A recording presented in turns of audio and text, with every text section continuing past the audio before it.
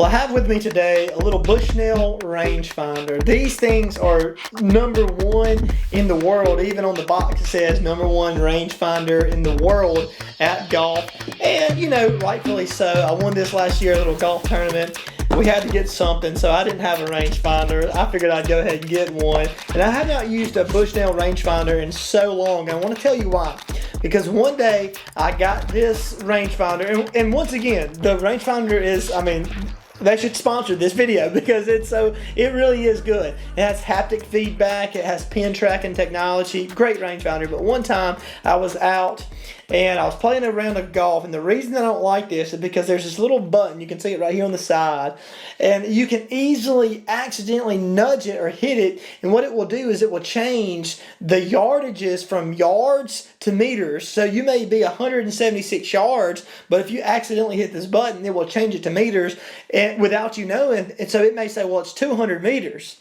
Well, that's a big difference between 176 yards, and if you see it says 200 meters, you may not see that it says meters, so you may just be thinking, oh, well, that's 200 yards. Well, I did a golf tournament like that, and ended up playing so bad. Everything I hit was going long, and I didn't know why. I was like, gosh, what's going on? Well, I finally realized after several holes, my rangefinder had switched from yards to meters without me knowing, and it ended up, in somewhat losing me or costing me that tournament, and probably cost me a little bit of money, to be honest with you, which is fine. But I just kind of, that was the last time that I used the Bushnell. I just went and got a new rangefinder after that, so I really don't want this to happen again until I won this one, so I guess I'll try it again. Why do I begin with that little example, though?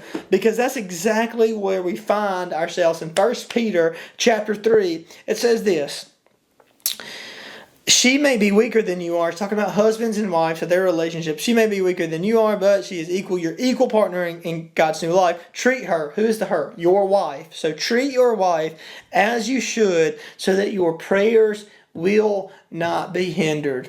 In the same way that I accidentally clicked this button and my yardages were hindered, it was giving me meters instead of yards.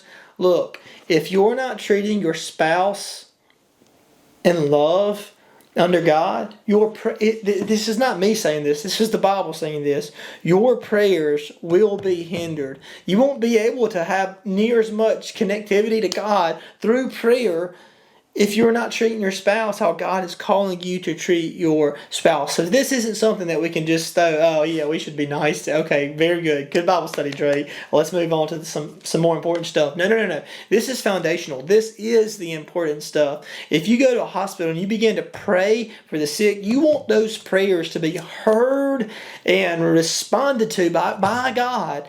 If you have somebody in your family who is sick, you don't want to be treating your spouse wrong or unloving. Why? Because your prayers in those moments, they're going to be hindered. So there's two things that we need to do so our prayers are not going to be hindered. Number one, treat our spouses right. Number two, we're told this in the book of James, that the prayer of a righteous man is powerful. Elijah, though it had not rained for 3.5 years, when he prayed for rain, it rained. Why? Because Elisha was a righteous person. For me, I'll just be honest with you, sometimes it's the music that I listen to. I'm boom, boom, boom, boom, boom. I'm like, hey, look, I don't need to be listening to that, because if I listen to this, it's an unrighteous thing. It's not holy. It is sinful. I'm just telling you, for me. So if I'm doing this, that's hindering my prayers. Maybe if it's for you, it's the language that you use, or maybe it's the way that you go about treating other people. Maybe it's the way that you treat your wife. And to those things, God says this. He says, look, be careful in the way that you act, because your prayers need to be heard, need to be responded to. And in order for that to happen, we have to be sure we're treating our spouses the way that God desires, commands, and obliges us men. I'm talking to us men too. I know this is something that I struggle with constantly. So it really stood out to me. That's why I wanted to maybe start out with this little example and just kind of dive into 1 Peter chapter 3. So I hope I don't know what you got out of today's chapters, but I really hope you got something out of it. Whatever you did, if you'll leave that in the comment box below, you'll enter your chance to win these AirPod 4s.